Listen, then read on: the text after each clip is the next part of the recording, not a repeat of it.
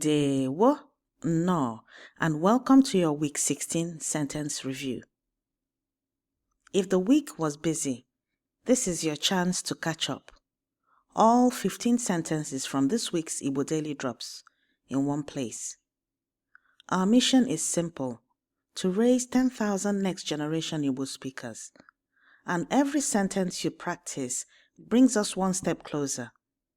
So wherever you are, in the car, on a walk, or relaxing at home, let's review the sentences from this past week. Ka anyị bido. Let us begin. Number 1. Ọ bụ nke m. It is mine. Repeat after me. Ọ bụ nke m. Ọ bụ nke m. Ọ bụ nke m.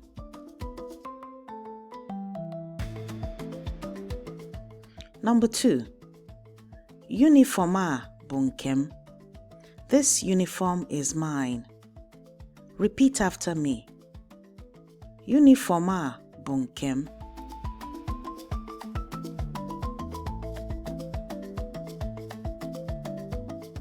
Uniform a bụ nke m.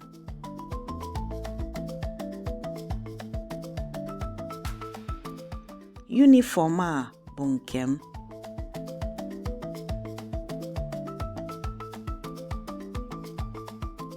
Number 3. Ọ bụrọ nke m. It is not mine. Repeat after me. Ọ bụrọ nke m. Ọ bụrọ nke m.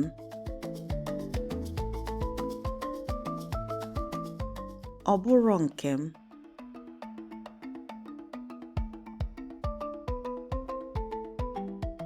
Number 4. Ọ bụ nke gị. Or you might hear ọ nke gị. Ọ bụ nke gị. It is yours. Repeat after me. Ọ bụ nke gị. Ọ bụ nke gị.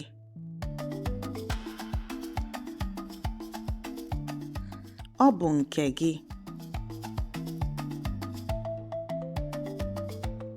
Ọ nke gị. It's yours. Repeat after me. Ọ nke gị. Ọ nke gị. Ọ nke gị.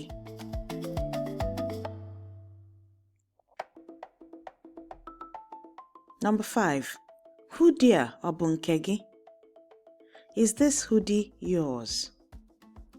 Repeat after me. Hoodie a ọ bụ nke gị?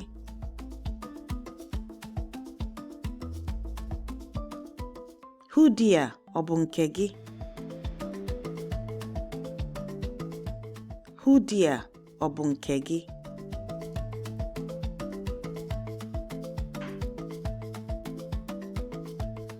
Number 6.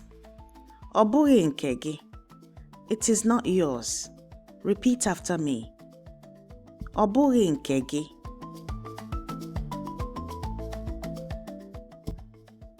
Ọ bụghị nke gị.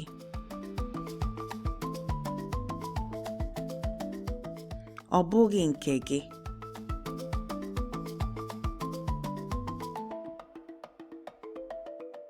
Number 7. Nke a bụ nke anyị. This one is ours. Repeat after me. Nke a bụ nke anyị.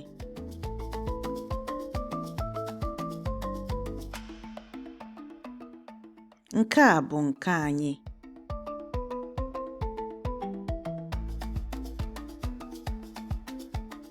Nke a bụ nke anyị.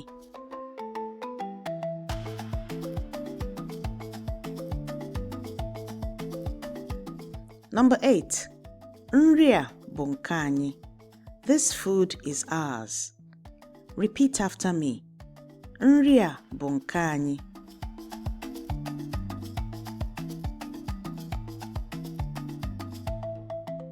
Nri a bụ nke anyị.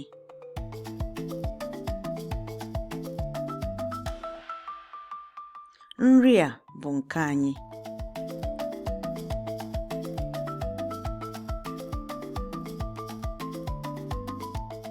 Number 9. Ọ bụ nke anyị niile. It belongs to all of us. Repeat after me. Ọ bụ nke anyị niile.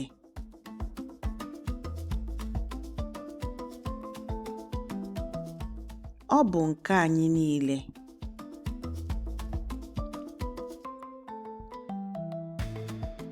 Ọ bụ nke anyị niile.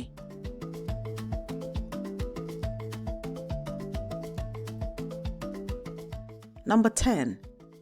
Ụmụ ha bụ nke ha. Their children are theirs. Repeat after me.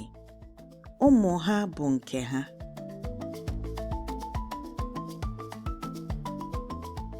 Ụmụ ha bụ nke ha.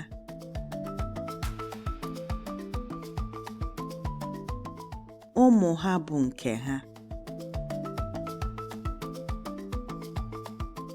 Number 11. Ọ nke ha. It's theirs. Repeat after me. Ọ nke ha. Ọ nke ha.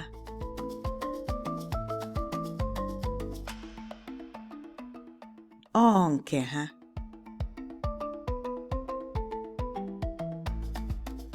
Number 12. Kedu nke bụ nke unu? Which one is yours? The plural form of it. Repeat after me. Kedu nke bụ nke unu?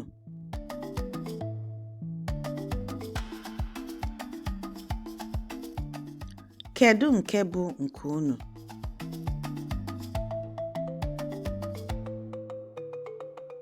Kedu nke bụ nke unu?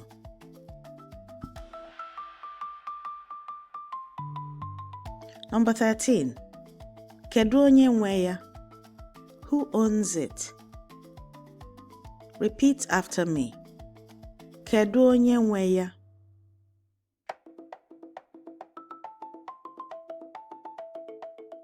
Kedu onye nwe ya?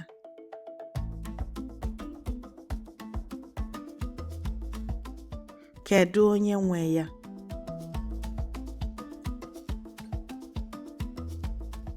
Number 14. Ọ mụ nwe ya. I own it. Repeat after me. Ọ mụ nwe ya.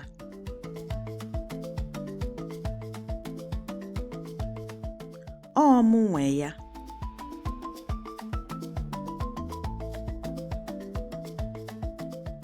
Ọ mụ nwe ya.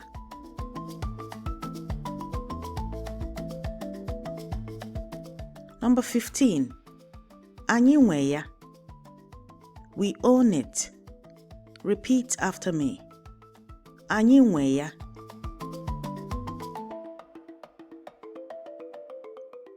Anyị nwe ya.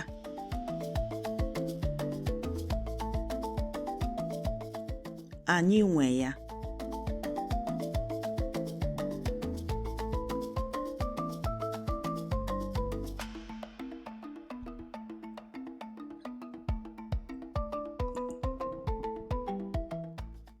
And that's a wrap for this week.